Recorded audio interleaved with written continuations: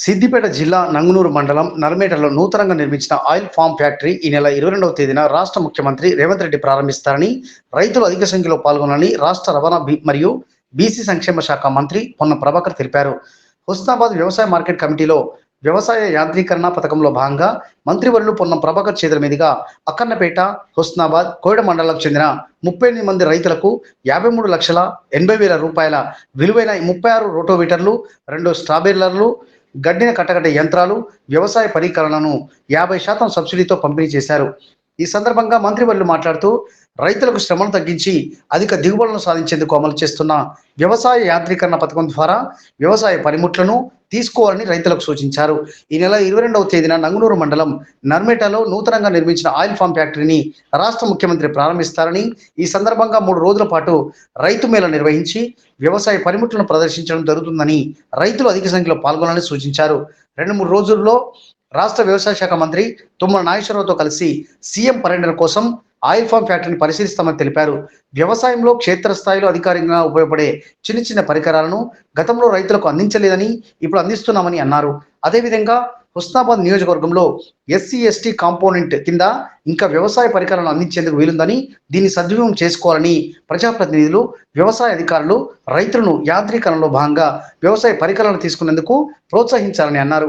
ఈ కార్యక్రమంలో Husnabad market committee chairman Kandi Tirupati Reddy, Husnabad municipal chairperson Dandi Lakshmi, vice chairperson Chittari Padma, ATMA committee chairman Ailaiah, జిల్లా వ్యవసాయ అధికారిని Swarooparani, single window chairman Bolisetti Shivaiah, Koyada market committee chairman, వ్యవసాయ అధికారులు, రైతులు తదితరులు పాల్గొన్నారు.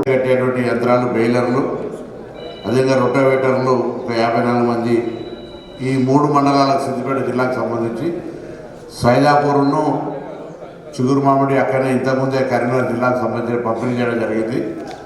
అట్లనే హన్మకొండ జిల్లా కింద భీమదేవరపల్లి ఎరకతుర్తికి సంబంధించిన ఇష్యూ కూడా పంపిణీ చేయడం జరిగింది. ఈరోజు ఇక్కడ ఇస్తూ ఉన్నాం. జిల్లా వ్యవసాయ అధికారి గారు ఇప్పుడే మీ అందరికీ కూడా సూచన చేసినారు. మన ప్రాంతంలో కొంత గిరిజనులు ఉన్నారు, ఇంకా SC/ST కాంపోనెంట్ కింద వ్యవసాయ యాంత్రీకరణ కింద కొన్ని పనిముట్లు తీసుకునే అవకాశం ఉంది. కాబట్టి నేను మార్కెట్ చైర్మన్లను, ఆత్మ చైర్మన్, అదేవిధంగా నగరానికి కూడా కౌన్సిలర్లు కానీ ఇతర రైతులు పెద్దలందరూ కూడా దయచేసి ఈ SC/ST కాంపోనెంట్ కింద ఇంకా ఎవరైనా ఈ వ్యవసాయ యాంత్రీకరణ పనిముట్లు తీసుకోదలుచుకుంటే వాళ్ళ యొక్క అప్లికేషన్ పెట్టిపించే కార్యక్రమం చేపట్టాల్సి వాళ్ళని ప్రోత్సహించాల్సిందే కోరుతున్నాను. అదేవిధంగా ఈ నెల 22వ తారీఖు నాడు గౌరవ ముఖ్యమంత్రి గారు నంగునూరు దగ్గర ఆయిల్ ఫ్యాక్టరీ ఇనాగ్రేషన్కి వస్తారు. అప్పుడు కూడా ఒక అగ్రికల్చర్ ఎగ్జిబిషన్ ఉంటుంది.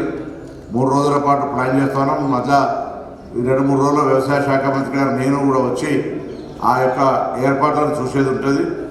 అప్పుడు కూడా మన దగ్గర నుంచి అందరూ కూడా రైతులు రావాల్సి ఉంటుంది. వ్యవసాయ సంబంధించినటువంటి ప్రాంతంలో ఆయిల్ ఫామ్ పంటలను పెంచే కార్యక్రమం భాగంగా, ఎందుకంటే ఫ్యాక్టరీ మన దగ్గర ఉంది కాబట్టి మరి ఆయిల్ ఫామ్ సంబంధించినటువంటి ఫ్యాక్టరీ పూర్తి స్థాయిలో పనిచేసే విధంగా సిద్ధమైంది.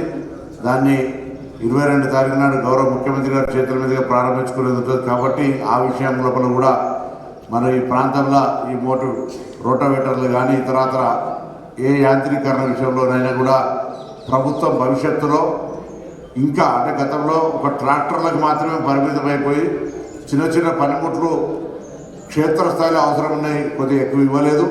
ఇప్పుడు ఒక ప్రణాళిక సిద్ధం చేసి క్షేత్రస్థాయిలో రైతులకు చాలా చిన్న అవసరాలకు ఉపయోగపడేటువంటి పనిముట్లను యాంత్రీకరణ, శ్రమ తగ్గించే విధంగా ఉండేటువంటి ఒక మెకనైజేషన్కు సంబంధించి అంశాలను ఇవ్వాలని నిర్ణయం చేసింది. కాబట్టి ఈ అంశం లోపల మరి రైతులందరూ కూడా, ముఖ్యంగా హుస్నాబాద్ నియోజకవర్గానికి సంబంధించిన రైతులు, తెలంగాణ రైతులు అందరూ కూడా వాడుకోవాలి. యాంత్రీకరణతోటి దిగుబడి ఎక్కువ చేసుకొని ఉత్పత్తిని మరి అధికంగా ఆదాయం పొందేటువంటి అవకాశం కూడా తీసుకోవాలనే సందర్భంగా నేను కోరుతూ, వేదిక మీద పెద్దలందరూ కూడా ఆ దిశలో పనిచేసి ప్రాంత రైతులకు శ్రమను తగ్గించి ఆదాయాన్ని పెంచేటువంటి యాంత్రీకరణ విషయంలో కూడా వ్యవసాయ శాఖ సహకారం తీసుకొని మరి ముందుకు పోయే విధంగా మీ యొక్క భాగస్వామ్యాన్ని ఇవ్వాలని సందర్భంగా